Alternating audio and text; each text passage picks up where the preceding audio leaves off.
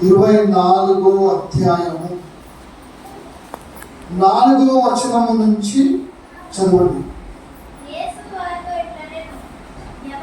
Mic ఇస్తారా ఎవరికైనా? Mic ఉందా?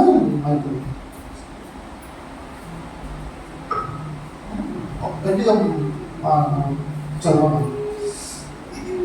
యేసు వారితో ఇట్లా నేను ఎవడను మిమ్మల్ని మోసపరచకుండా చూసుకొనుడి. మోసము పరచకుండా చూసుకోండి. మొదటి ఏదది? మొదటి సూచన ఏంది? ఎవరు మోసం పరచుకోకుండా చూసుకోవాలంట. ఈ మధ్యలో మోసం జరుగుతుందా? క్రైస్తవ సమాజంలో మోసం జరుగుతుందా? అందరూ దేవుళ్ళ, యేసుక్రీస్తు కూడా ఒకడే అని చెప్తున్నారు. నిజమేనా? అన్ని దేవుళ్ళ లెక్క యేసు కూడా ఒకడే అని చెప్తున్నారు. నిజమేనా? అలా చెప్తున్నారు. అంటే ప్రజలని మోసపరుస్తున్నారు. అవునా? ఇప్పుడు ఎవరైనా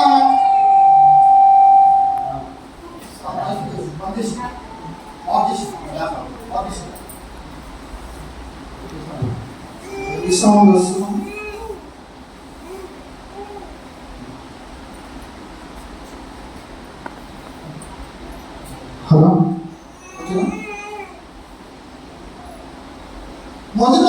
మొదటి ఏదది సూచన? మనం అంత దేవుల్లో ఉన్నామని సూచన ఏంటంటే మోసపరచకుండా చూడదు. అంటే మోసపరిచే వాళ్ళు అనేకులు వస్తారని బైబిల్ అంటుంది. అవునా? ఈ మధ్యలో కొంతమంది, అంటే రీసెంట్గా మనం చూస్తున్నాము, క్రైస్తవులు కూడా జై శ్రీరామ్ అని అందొచ్చారు. విన్నారా? ఎంతమంది విన్నారు? విన్నారా? Very good. మీరు కూడా విన్నారట. అనొచ్చు, ప్రసాదాలు తినవచ్చు అని చెప్తున్నారు. నిజమేనా? చేయొచ్చట. అది ఎవరో కాదు, పాస్టర్ అంటున్నారు. విన్నారా? పాస్టర్ అని మీరు కూడా వినిండొచ్చు. యూట్యూబ్ దగ్గర విన్నారా? ఇలాంటి బోధనలు వచ్చింది. ఇంటింటికి వెళ్ళి సువార్త చేయవద్దు, బైబిల్ ఎక్కడ లేదు అని కూడా చెప్తున్నారు. అది మోసం పరుస్తున్నట్ట, లేకపోతే మోసమేనా, లేకపోతే మంచి బోధన? మోసం బోధనే కదా. ఎందుకంటే బైబిల్ ఏమంటది? యెషయా గ్రంథము 45 చాప్టర్, అంటే 45వ అధ్యాయము 5వ వచనం చదువు. అది చదివి నాకు చెప్పండి. క్రైస్తవులు జై శ్రీరామ్ అని చెప్పొచ్చా? క్రైస్తవులు ఎవరైనా ప్రసాదాన్ని తినవచ్చా లేదా అనేది అది చదివి నాకు చెప్పండి. నేను యెహోవాను, మరి ఏ దేవుడు లేడు. అలా చెప్పండి. నేను యెహోవాను, మరి ఏ దేవుడునూ లేడు. నేను తప్ప ఏ దేవుడునూ లేడు. ఇప్పుడు అది నిజమా? వాక్యము నిజమా? లేకపోతే ఎవరో పాస్టరు అంటున్నాడు వాళ్ళ దేవుడు వాళ్ళకి, మన దేవుడు వాళ్ళకు దేవుళ్ళు ఉన్నారు, మనకు దేవుళ్ళు ఉన్నారు. మనం కూడా అనొచ్చు, పర్లేదు, జై శ్రీరామ్ అనొచ్చు, ఏం కాదు. ఎందుకంటే వాళ్ళని ఏది దుఃఖపరచడం ఇష్టం లేకపోవడం అట్లా జరుగుతుంది. ఎవరైనా వచ్చి జై శ్రీరామ్ అంటే ఏమంటారు? క్రైస్తవులు అంటే ఏమంటారు? పోతూ జై శ్రీరామ్ అన్నారు. ప్రైజ్ ద లార్డ్ ఇక్కడ అనొచ్చు, నా ఉన్నది ఈజీగా అనొచ్చు ఒకవేళ బయట. కానీ అలా అనొద్దు అని కూడా అనే వాళ్ళు వచ్చారు. తెలిసి వీడియో ఇవాళ రేపు మాస్టర్లు అంటున్నారు, పర్లేదు అనొచ్చు, ప్రసాదం నుంచి తినొచ్చు. ఇప్పుడు ఆ వాక్యం ఏమంటుంది? నేనే దేవుని, నా తప్ప ఏ దేవుడు లేదు. అవునా? అదేనా? యెషయా గ్రంథము 44వ వచనము, 44వ అధ్యాయము 44 6వ వచనం చదువు. ఇశ్రాయేలు రాజైన యెహోవా వారి విమోచకుడైన సైన్యములకు అధిపతి వగు యెహోవా ఇలాగు సెలవిచ్చుచున్నాడు, నేను మొదటి వాడను కడపటి వాడను, నేను తప్ప ఏ దేవుడును లేడు. ఆదిలోనున్న జనమును నియమించినది మొదలుకొని నేను తెలియజేయచ్చు వచ్చినట్లు తెలియజేయగలవాడెవడు? ఆయనే దేవుడు అంటే ఆయన తప్ప ఎవరు లేరు. అది ఎంతమంది నమ్ముతున్నారు? నమ్ముతున్నారా? ఆ వాక్యం నమ్ముతున్నారా? అది మీరు అందరూ స్వర్గానికి వెళ్ళిపోతారు, డౌట్ లేకుండా. సో అలా బోధించే వాళ్ళు వస్తారని అది మొదటి ఏది సూచన. మత్తయి 24:4 చదవనమ్మా. మళ్ళీ నెక్స్ట్ చదవండి. దాని తర్వాత ఏముంది? అనేకులు నా పేరట వచ్చి నేనే క్రీస్తునని చెప్పి పలువురిని మోసపరిచెదరు. ఇంకో రకమైన మోసం. అట్లా వేరే దేశాలలో పెద్ద చుట్టూ వేసుకున్న ఒక ఆయన చాలా మంది ఉన్నారు. నేనే క్రీస్తు అని చెప్పుకుంటా తిరుగుతున్నారు. తెలుసా? ఆయనకి చాలా మంది విశ్వాసులు కూడా నిజంగా నేనే క్రీస్తు అని చెప్పి తిరుగుతున్నారు. యూట్యూబ్లో కూడా చూడొచ్చు. చాలా మంది అనేకులు ఆల్రెడీ వచ్చేస్తారు కదా. అప్పుడు ఎప్పుడో 2000 సంవత్సరాల కింద యేసుక్రీస్తు చెప్పిన ఇవన్నీ కూడా మనం కళ్ళారా టీవీలలో చూస్తాం. అవునా? ఇంకో నెక్స్ట్ మరియు మీరు యుద్ధములను గూర్చియు యుద్ధ సమాచారములను గూర్చియు వినబోతున్నారు. వింటున్నారా? విన్నారా? ఏమైనా ఎక్కడ జరుగుతున్న యుద్ధాలు? భద్రాచలంలోనా? ఎక్కడ? Israel Gaza. విన్నారా? ఇజ్రాయెల్ దేశం ఎక్కడ? ఒక విధం. ఎక్కడ ఇజ్రాయెల్? యేసుక్రీస్తు పుట్టిన స్థలం, దేశం. అవునా? ఇజ్రాయెల్ అంటే ఏంటి? ఇజ్రాయేలు దేవుడా పాడతారా? నా రక్షక. లేదా మొత్తం వాక్యం అంటే అదే. ఇజ్రాయేల్ దేవుడైనా చెప్తారు కదా. అవునా? ఇజ్రాయెల్ అంటే దేశం.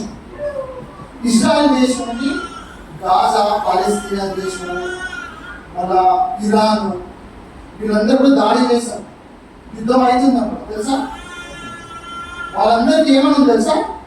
ఇజ్రాయెల్ లేకుండా చేసేద్దామని వాళ్ళకి ఒక ప్రణాళిక ఉంది. అది ఎందుకు తెలుసు తెలుసా? 3వ మందిరము కట్టొద్దు అని. ఇంతకు ముందు 2 మందిరాలు ఉన్నాయి తెలుసా? ఫస్ట్ ఎవరు కట్టిన మందిరం? ఏ రాజు కట్టారు? సొలొమన్ రాజు కట్టారు. దాన్ని కూల్చేశారు. ఎవరు కూల్చేశారు? బాబిలోన్ అనే ఒక రాజు, బాబిలోన్ అనే ఒక దేశము, ఆ రాజు కూల్చేశారు. దాని తర్వాత మళ్ళీ ఇంకో మందిరం అలా కట్టినాక దాని కూడా కూల్చిపోయారు. అవునా?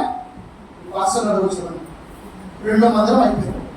3వ మందిరం కడతారు, అది కూడా నాశనం అయిపోతుందని యేసు ప్రభు అన్నారు.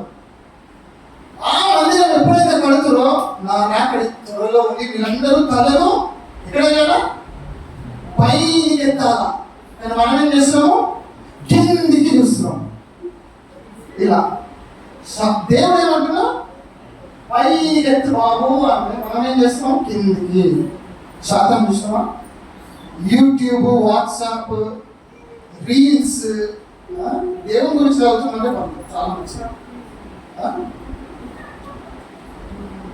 అవసరం లేనివన్నీ లోకానుసారవన్నీ చూస్తున్నావు, టైంపాస్ చేస్తున్నావు అంటే నువ్వు తల ఎత్తుతలేవు. నువ్వు తల ఎత్తుతలేవంటే నువ్వు ఎత్తబడవు. తెలుసా? చదువు యుద్ధాలు అయిపోయినాక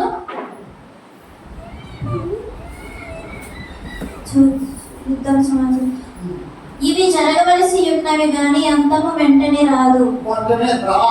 అంటే మీరు సంతోషపడలేదు. నెక్స్ట్ రాజ్యం మీదికి జనమును, జనము మీదికి జనమును, రాజ్యం మీదికి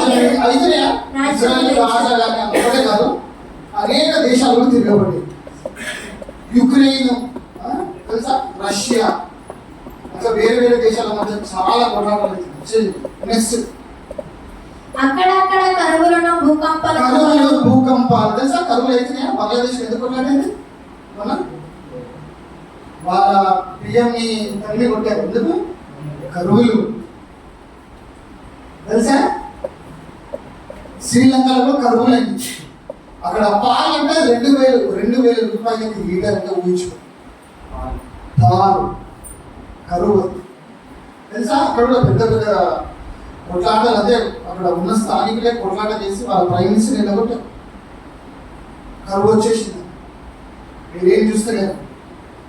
ఈ సూచనలు కూడా మనకు దేవుడు ఎందుకు చూపిస్తున్నాడు అంటే, శ్రీలంకలో కావచ్చు, బంగ్లాదేశ్లో కావచ్చు, ఇజ్రాయెల్ యుద్ధాలు కావచ్చు, ఇవన్నీ కూడా మనతో మాట్లాడుతుంది. ఏమని మాట్లాడుతుందంటే, మీ ప్రభువైన యేసుక్రీస్తు త్వరలో రాయనే ఉన్నాడు, సిద్ధపడండి, సిద్ధపరచండి.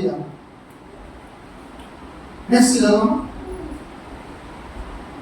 ఇవన్నీ వేదనలకు ప్రారంభము.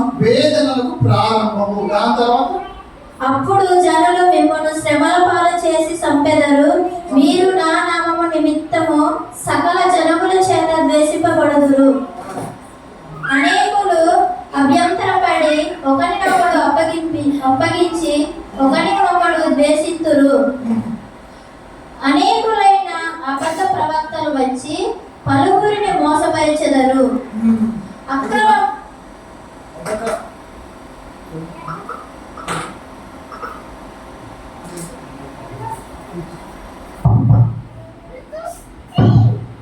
అనేక అబద్ధ ప్రవక్తలు ఉన్నారా ఈ కాలంలో? ఉన్నారా? చూసారా మీరు? పిచ్చి పిచ్చివన్నీ చెప్తా ఉన్నారు. వచ్చారా? అట్టి పండుగ ఇంకా గర్వపడం అందరా? విన్నారా ఎప్పుడైనా? విన్నారా లేదా? వినలేదు. దేవుడు సూచకరాలు చేస్తారు కానీ పిచ్చి పిచ్చివి చేయరు. అవునా? బైబిల్ ఉన్నాయి, అయితే ఇప్పుడు కూడా అవుతుంది, ఎప్పటికీ అవుతుంది. ఒక అతనేమో ఏమంటాడంటే,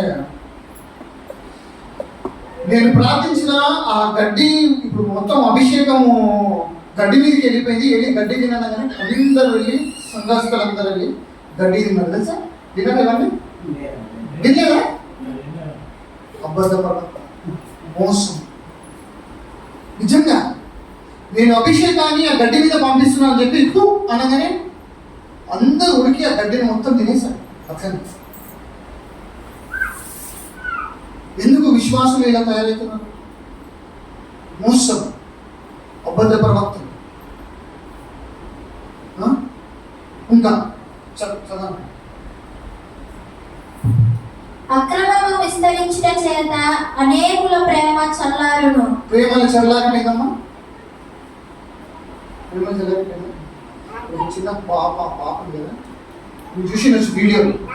సొంత తల్లి ఆ పాపని బండేసి కొట్టింది, చంపేసింది. ఎందుకు చంపేసింది తెలుసా? ఆ పాప నిద్రపోనిస్తలేదు. ఆ పాప వల్ల ఆమెకి అక్రమ సంబంధము పెట్టుకోకుండా అయిపోతుందంటే, ఆ పాప వల్ల ఇంకో అతనితో పోలేక, ప్రియుడితో పోలేక చంపేసి. అలా ఎన్నో అయినాయి. గాజాలో ఇజ్రాయెల్ వాళ్ళని ఫస్ట్ దాడి చేసి చిన్నపిల్లల్ని ఎత్తుకోపోయి మైక్రోవేవ్ అంటారు తెలుసా? మైక్రోవేవ్ అంటే వేడి చేసేది ఒకటి ఉంటుంది, పఫ్ఫులు అవన్నీ వేడి చేస్తారు బేకరీగా. చిన్నపిల్లలు అంత పెట్టి వేడి చేసి చంపేసారు. ఎందుకు చంపేసారు? ప్రేమ చల్లారిపోయింది. ఘోరమైన మనం చూస్తున్నాం. చెల్లికి కొడుకు పుట్టినని, అన్నకి కూతురు పుట్టినని, అన్నకి కోపం. ఇవన్నీ న్యూస్లో. ఆయనకి కోపం వచ్చి ఇంకేమంటారని జెలస్ అంటారు కదా. జెలస్ అంటారు కదా, అంటే జెలస్ ఏమంటారు మరి?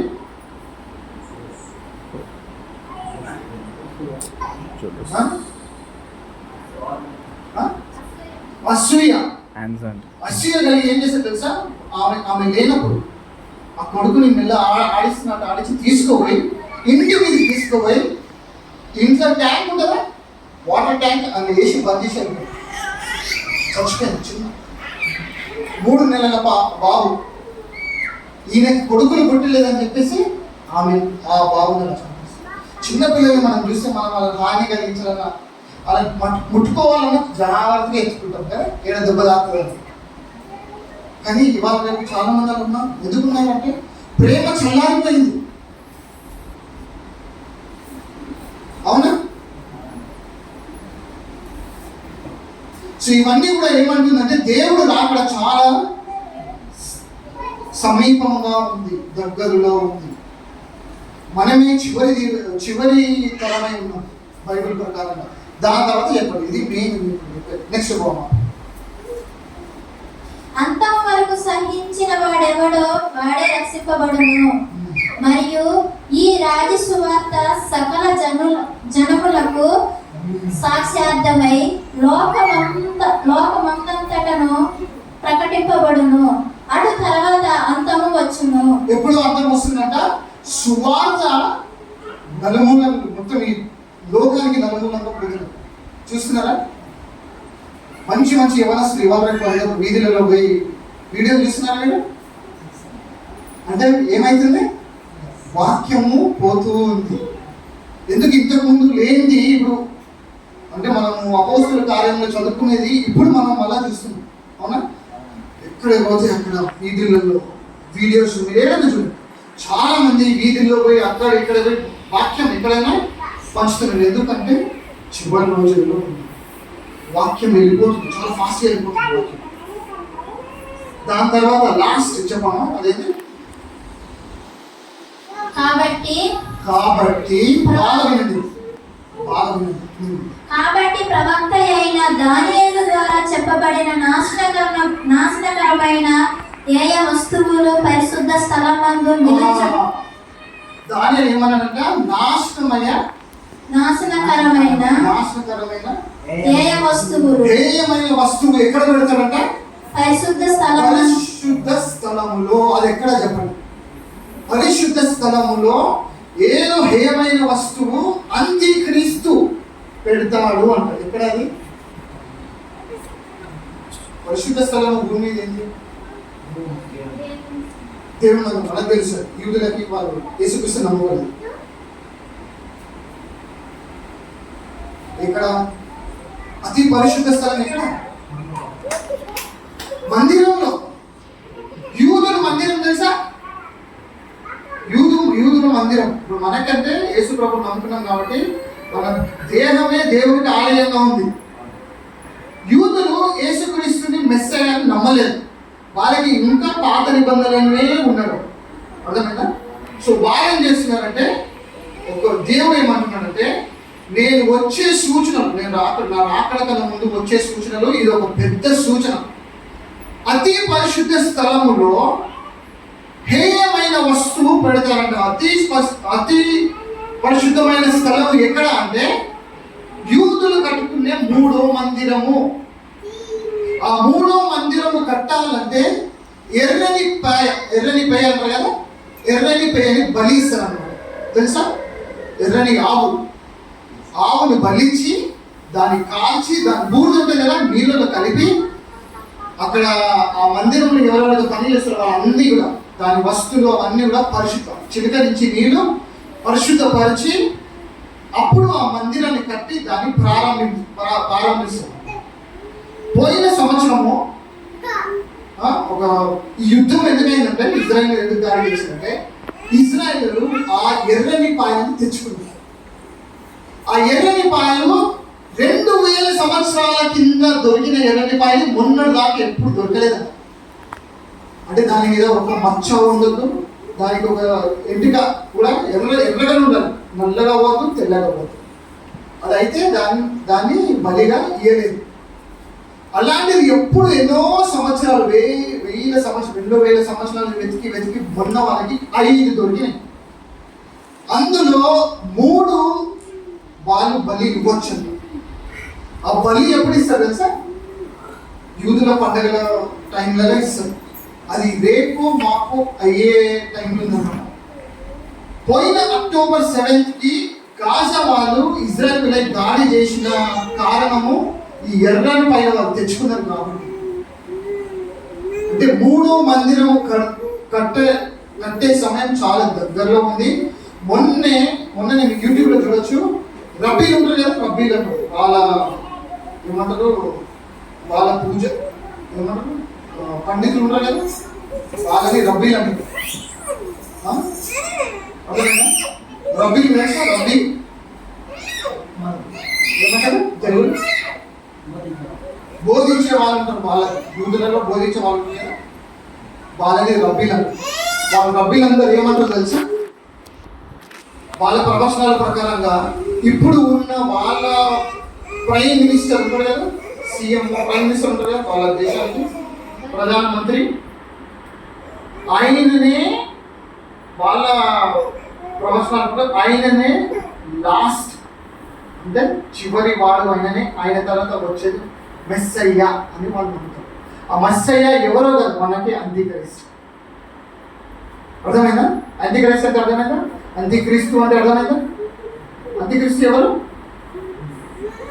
అంత్యక్రీస్తు ఎవరు? ఒకరోజు అంత్యక్రీస్తు వస్తున్నాడు తెలుసా? అంత్యక్రీస్తు అంటే యేసుక్రీస్తు బోధనలకి అగేన్స్ట్ ఉంటాడు, అంటే అనుకూలంగా ఉండడు. యేసుక్రీస్తు ఏదైతే బోధిస్తూ దానికి ఉంటా అంటారు కదా, ఏమంటారంటే వ్యతిరేకంగా బోధిస్తాడు అన్నమాట. ఆయన వస్తాడని వాళ్ళు అనుకుంటాము, ఎందుకంటే వాళ్ళు యేసుక్రీస్తుని నమ్మలేదు కాబట్టి. ఈ అతి పరిశుద్ధ స్థలంలో హేయమైన వస్తువు పెట్టినప్పుడు అప్పుడు వాళ్ళు గ్రహిస్తారన్నమాట. అరే మనము యేసయ్యని తునకరించామే, ఆయన నిజమైన మెస్సయ్య అని చెప్పి. అప్పుడు 3.5 సంవత్సరాలు వాళ్ళు ఏడుస్తున్నప్పుడు దిగి వస్తారండి. దానికన్నా ముందు సంఘం ఎత్తబడుతుంది తెలుసా? రహస్యంగా ఎత్తబడుతుంది. అందుకే బైబిల్లో రాసి ఉంటుంది, ఇద్దరు పడుకొని ఉంటారు, ఒక్కడు ఎత్తబడతారు, ఒక్కడు విడువబడతారు. ఇద్దరు రుబ్బుతూ ఉంటారు, ఒకడు ఎత్తబడతాడు, ఒకడు విడువబడతాడు. ఎవరైతే యేసు ప్రభు వాక్యానుసారంగా ఉన్నారో వాళ్ళు మాత్రమే ఎత్తబడతారు. ఇప్పుడు నేను అడిగేదంటే మీరు ఎత్తబడతారా? చాలా చివరి రోజులలో మనమే చివరి తరమే. మీరు ఎత్తబడతారా అనే నమ్మకం మీకు ఉందా లేదా అనేది మనం చూసుకున్నాం. ఓకేనా?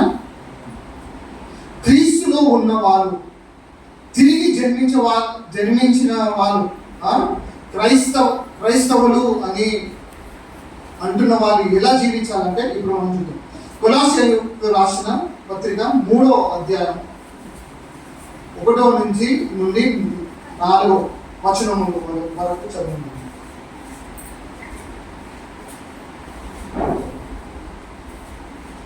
అర్థమవుతుందమ్మా? ఎంతమందికి అర్థమవుతుంది నేను చెప్పేది? అర్థమవుతుందా లేకపోతే కష్టంగా ఉందా? అర్థమవుతుందా? 3వ అధ్యాయం 1వ వచనం నుంచి 4వ వచనం దాకా చదువు. మీరు క్రీస్తుతో కూడా లేపబడిన వారైతే, క్రీస్తుతో కూడా లేపబడిన వాళ్ళైతే అంటే ఏంది? విశ్వాసముగా మారినంటే, మారు మనసు పొందినారంటే దాని అర్థం చెప్పండి. పైనున్న వాటినే వెతుకుడి. పైనున్న వాటినే వెతకాలంటే, అంటే దేవుని రాజ్యము గురించి మాత్రమే క్రైస్తవుడు వెతకాలి. చెప్పండి. అక్కడ క్రీస్తు దేవుని కుడి పార్శ్వమున కూర్చుండి ఉన్నాడు. పైనున్న వాటి మీదనే గాని భూ సంబంధమైన వాటి మీద మనసు పెట్టుకోకూడదు. ఏంటంట? పైనున్న వాటి అంటే దేవుని రాజ్యము నిమిత్తమే మన మనసులు ఏముండాలా? పెట్టుకోవాలా. లోక సంబంధమైన వాటి మీద కాదు. అవునా? ఇప్పుడు విన్నారా ఇది వాక్యం? ఈ వాక్యం విన్నారా? ఈ వాక్యం విన్నారా? ఇప్పుడు నేను చెప్పేది వినిపిస్తుంది మీకు. ఇప్పుడు వినిపించినాక మీరు ఇంటికి పోయినాక ఏం చేస్తారు? పైన వాటి మీద గురించి మనసు పెడతారా? లేకపోతే బాహుబలి అని పవన్ కళ్యాణ్ అని, ప్రభాస్ అని, మహేష్ బాబు అని సినిమాలు చూసుకుంటా, వీడియోలు సర్చ్ చేసుకుంటా ఉన్నారంటే మీరు దేని మీద మీ మనసు ఉన్నట్టు? పరలోక సంబంధమా ప్రభాస్? సినిమా థియేటర్ పరలోక సంబంధమా? Serial, Bigg Boss, serial, TV serial అమ్మా, అంటే భూలోక సంబంధం. కన్నీటి, ఆ నీటి, ఈ నీటి ఏమో ఉంటాయి కదా. అవునా? అర్థమైంది? ఎంతమందికి అర్థమైంది? ఇప్పుడు విశ్వాసంలో ఉన్నామా లేదా అనేది చెక్ చేసుకుంటాం. పౌలు అదే అన్నాడు కదా, ఇద్దరు కూడా అన్నాడు, రోజు మనం చెక్ చేసుకోవాలి. ఫస్ట్ మనం ఇవాళ విశ్వాసంలో ఉన్నామా లేదా. పైన వాటిని వెతుకుడి. ఇంకొక 5 నిమిషాలు. భూ సంబంధం వాటిని వెతుకోవద్దు. ఎందుకు నేను ఎందుకు ఇలా అంటున్నాను? సినిమాలు చూస్తే తప్ప అన్నా అంటే తప్పే. అవునా కదా? పాపమా కదా? దేవుడు మనల్ని ఎందుకు రక్షించుకున్నాడు? ఎందుకు రక్షించుకున్నాడు? ఆయన సువార్త ప్రకటించాలని. అవునా? ఇప్పుడు మనలో వాక్యం ఉండాలంటే ఏం చేయాలి? ఇప్పుడు ఇప్పుడు దీని నిండా పాలు ఉంది అనుకోండి, పాలు ఉంది అనుకోండి. ఇప్పుడు నేను దీంట్లో నీళ్ళు నింపాలి. బాటిల్ నిండా నీళ్ళు నింపాలంటే ఏం చేయాలి? పాలు పారేయాలి కదా. పాలు పారేస్తేనే నేను నీళ్ళు నింపవచ్చు. అలా మన హృదయం అంతా దేవుని వాక్యంతో నేను నింపుకోవాలంటే ఈ హృదయంలో ఏం తీసేయాలి? చెడుని తీసేయాలి. లోకం అనేది తీసేయాలి ఫస్ట్.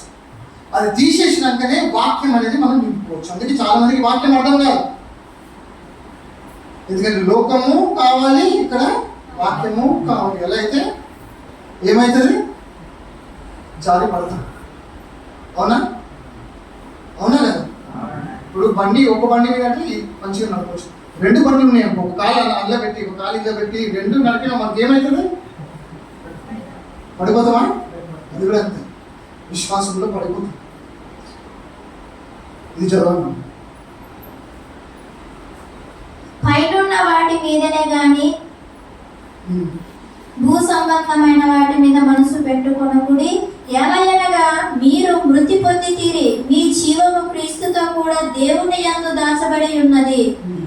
మనకు జీవమై ఉన్న క్రీస్తు ప్రత్యక్షమైనప్పుడు మీరును ఆయనతో కూడా మహిమ యందు ప్రత్యక్షపరచబడదు. ఇప్పుడు ఆయన ప్రత్యక్షమైనప్పుడు మనం కూడా ఏమైతామంట? ప్రత్యక్షం. ఎప్పుడు? మనం ఎప్పుడైతే మన మనసుని పైన వాటి మీద పెడతాం అప్పుడే. ఇంకొకటి జేమ్స్ చాప్టర్ 4 అంటే జేమ్స్ అంటే యాకోబు 4:4 చదవండి త్వరగా. టైం అయిపోయినట్టుంది.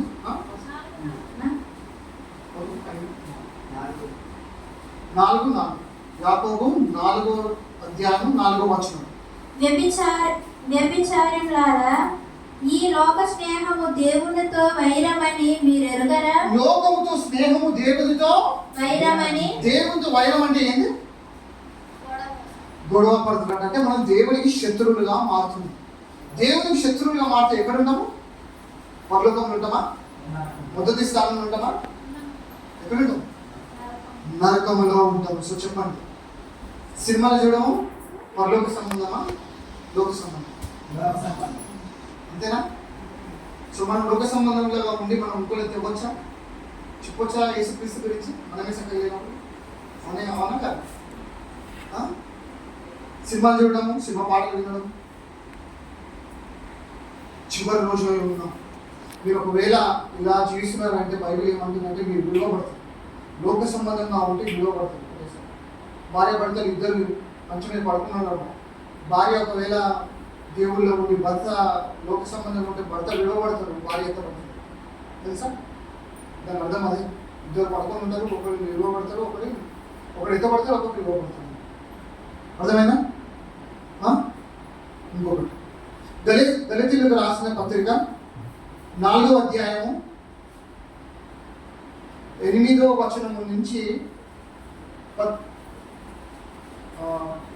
8 చాప్టర్ 4 నుంచి వర్స్ 8 గలతీయులకు రాసిన పత్రిక 4వ అధ్యాయము 8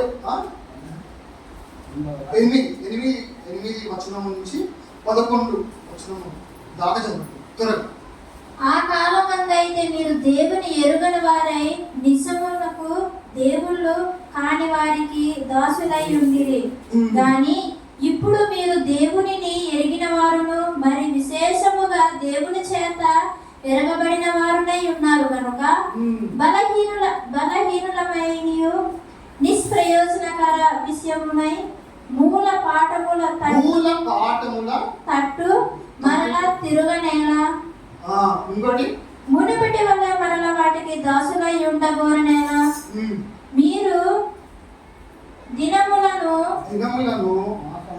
మాసములను ఉత్సవ కాలమును సంవత్సరములను ఆచరిస్తున్నారా పాటిస్తున్నారా? పౌలు గలతీయులకు విశ్వాసులకు చెప్తున్నాడు ఏమని అంటే మూఢ నమ్మకాలు అంటే అంటారు కదా చాలా మంది. ఇప్పుడు కొంతమంది ఉంటారు మేము